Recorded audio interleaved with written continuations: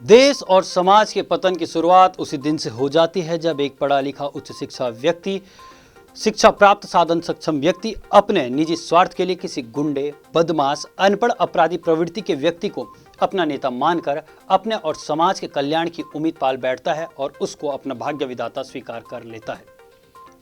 बच्चों को पढ़ा लिखा कर एक सभ्य सक्षम सामाजिक नागरिक बनाओ ताकि वो देश सेवा के काम आ सके, न कि राजनीतिक पार्टियों के बड़े नेताओं के हाथों का खिलौना बनकर सिर्फ उनके लिए इस्तेमाल किया जा सके। आपको आगे बताएंगे कि हम ऐसा क्यों कह रहे हैं। नमस्कार, स्वागत है आपका। मेरा नाम है हिमांशु बरमूला और आप देख रहे हैं BHBC न्यूज। सत्ता की आंख में आंख मिलाकर पत्रकारिता कैसे की जाती है, इसकी मिसाल आपको भारत की मीडिया से कभी नहीं बल्कि अमेरिकी मीडिया को देखकर पता चल जाएगा। भले ही अमेरिकी दुनिया का सबसे ताकतवर देश हो और ताकतवर देश का मुखिया भी दुनिया का सबसे ताकतवर व्यक्ति होगा, बावजूद इसके कि वो अपनी मीडिया के हर सवालों का जवाब देते हैं। जब डोनाल्ड ट्रंप अमेरिका के राष्ट्रपति थे तो उन्होंने भी मीडिया को हल्के में ले लिया और उसके बाद उनका क्या हाल हुआ सब जानते हैं। फिर भी आपको बता दें कि CNN रिपोर्टर के सख्त सवालों से घबराकर हंगामा खड़ा करने वाले डोनाल्ड ट्रंप ने व्हाइट हाउस में उस रिपोर्टर की एंट्री बैन कर दी थी, लेकिन राष्ट्रपति को अदालत में चुनौती देकर मीडिया ने जीत हासिल की। साथ ही यह भी दिखा दिया कि अगर कहीं मीडिया के पास हिम्मत है तो वो सत्ता के बड़े से बड़े व्यक्ति को झुका सकता है। ट्रंप भी बड़े जुमलेबाज व्यक्ति थे, लेकिन जब चुनावों में हार होने लगी थी और हार को देखते हुए कई मनगढ़ंत आरोप लगा रहे थे और झूठी सूचनाएं दे रहे थे तो ट्रंप के लाइव कवरेज को अचानक से बंद कर दिया। वहां की मीडिया ने बाइकआउट कर दिया। अब राष्ट्रपति हैं जो बाइडेन, वो भी एक बार पत्रकार सम्मेलन में पत्रकार पर भड़क गए, आपा खो गए। हालांकि संवाददाता सम्मेलन के समाप्त होने के तुरंत बाद उन्होंने पत्रकार से माफी भी मांग ली।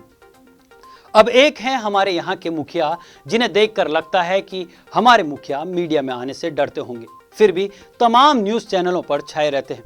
प्रेस की स्वतंत्रता के लगातार सिमटते दायरे पर शायद ही किसी लोकतांत्रिक देश का या समाज का मीडिया इस कदर लापरवाह हो जितना भारत का है। हमारा मीडिया इस बात के लिए अपनी पीठ अपने आप ही ठोकता रहता है कि उसे भारत में चौथा खंभा कहा जाता है। सवाल है किस संरचना का चौथा खंभा कहा जाता है, हमारे मीडिया का, सत्ता व्यवस्था का या लोकतंत्र का?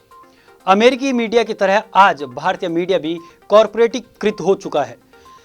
अमेरिकी मीडिया के बड़े बड़े संपादक और मीडिया घराने आज डंके की चोट पर कह रहे हैं, आप अगर हमें रिपोर्टिंग के लिए मंजूरी देते हैं अच्छी बात है, वरना हमें सूचना पाने के वैकल्पिक रास्ते मालूम हैं।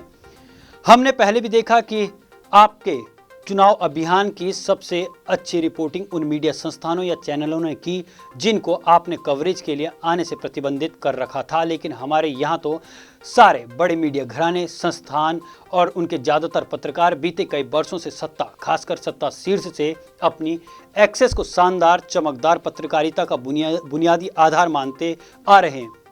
और इसकी बड़ी वजह है मीडिया मालिकों या संचालकों की सत्ता से नजदीकियां। भारत में सिर्फ वाणिज्यिक फायदे के लिए संपादकों, पत्रकारों का इस्तेमाल करने को वे आदत बना चुके हैं। कई बार देखा गया है कि जो संपादक इस आदत के लिए व्यवधान बने उन्हें तत्काल बाहर का रास्ता दिखा दिया जाता है। इसका सबसे बड़ा उदाहरण है अजीत अंजुम, पुण्य प्रसून वाजपेयी, अभिसार शर्मा। ऐसे कई अनेक संपादक थे जिन्हें बाहर का रास्ता दिखा दिया गया। भारत में अनेक उपक्रमों में हाल के वर्षों में रियल एस्टेट, हवाला कारोबारियों, बहुधंधी उद्योगपतियों, बाबाओं और बेनामी संपत्ति रखने वाले कुछ नेताओं की पूंजी लगी हुई है। आज भारत के लोग मीडिया को लेकर कई सवाल करते हैं, लेकिन मालिकों का सरकार से याराना में मीडिया मालिक भी खुश, सरकार भी खुश। दोनों शक्तियों का यह याराना भी भारतीय मीडिया को शक्तिहीन बना रहा है। अब ऐसे में भारत के मुख्य न्यायाधीश NV रमन्ना ने अपनी चिंता भी जाहिर की है। वो कहते हैं कि कुशल लोकतंत्र के लिए स्वतंत्र और निडर प्रेस आवश्यक है। एक पत्रकार का पेशा एक वकील के समान होता है और महान होता है।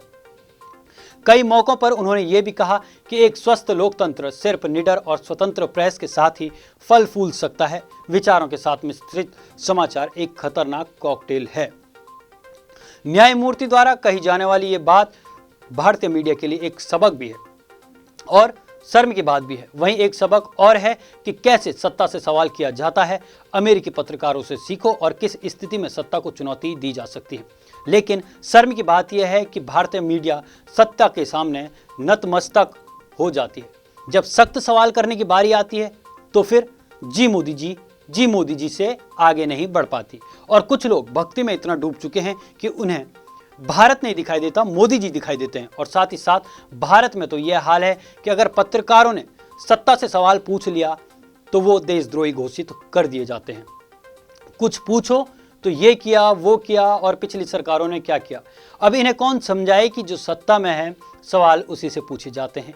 भारत में पेट्रोल डीजल महंगा हुआ तो पुरानी सरकारों के कारण हुआ। सरकारी जो कंपनियां हैं उनका निजीकरण हुआ तो मनमोहन सिंह इसके जिम्मेदार हैं। कई तो ऐसे अंधभक्त हैं जो महंगाई के लिए नेहरू को जिम्मेदार बता रहे हैं। नेहरू की बात रही 1950 की। अब वर्तमान समय में देश की सत्ता जिसके हाथ में होगी उससे ही सवाल किए जाएंगे ना। लेकिन बच्चों को पढ़ा लिखा कर एक सभ्य, सक्षम, सामाजिक नागरिक बनाओ ताकि वो देश सेवा के काम आ सके, न कि राजनीतिक पार्टियों के बड़े नेताओं के हाथों का खिलौना बनकर सिर्फ उनके लिए इस्तेमाल किए जा सके। बाकी अब आपको मीडिया वही दिखाएगा जो आका चाहेंगे। सवाल सत्ता से नहीं विपक्ष से होंगे। रोजगार, शिक्षा, स्वास्थ्य जैसे मुद्दों पर बात नहीं होगी बल्कि हिंदू मुस्लिम, अली बजरंगबली, मंदिर मस्जिद पर बात होगी। क्योंकि अगर रोजगार, शिक्षा, स्वास्थ्य जैसे मुद्दों पर बात होगी तो जाहिर सी बात है पिछले 7 सालों में कितनी नौकरी मिली, कितनों की नौकरियां गई, इस पर भी बात होगी। शिक्षा पर बात होगी तो नीट की परीक्षाओं पर भी बात होगी और पेपर क्यों लीक हो जाते हैं इस पर भी बात होगी। कोविड के दौरान ऑक्सीजन ने स्वास्थ्य व्यवस्था की पोल खोल कर रख दी थी और इस पर भी बात होगी। अगर इन पर मीडिया बात करेगा तो फिर कई सवाल उठेंगे और जवाब देने वाला कोई नहीं होगा। अभी के लिए बस इतना ही। देखते रहिए BHBC न्यूज। नमस्कार। रोज की ताज़ा खबरें सुनने के लिए सब्सक्राइब करें BHBC न्यूज चैनल। साथ ही रोज के नोटिफिकेशन जानने के लिए दबाएं बेल आइकन। साथ ही हमें अपनी राय देने के लिए हमारी वीडियो पर कमेंट करके बताएं और वीडियोस को लाइक और शेयर करना बिल्कुल ना भूलें। आप देख रहे हैं BHBC न्यूज।